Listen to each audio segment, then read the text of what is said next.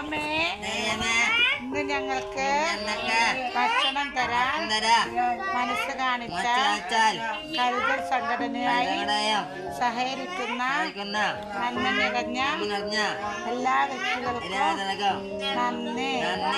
ദൈവമേ ഇവർക്ക് എല്ലാവർക്കും തന്നെ ആയുസ്സും ആരോഗ്യവും ഐശ്വര്യവും സമാധാനവും നൽകാൻ ഞങ്ങൾ ദൈവത്തോട് പ്രാർത്ഥിക്കുന്നു. ദൈവമേ ഇവരേവരുടെയും കുടുംബത്തെ ദൈവം അനുഗ്രഹിക്കുമാറാകട്ടെ.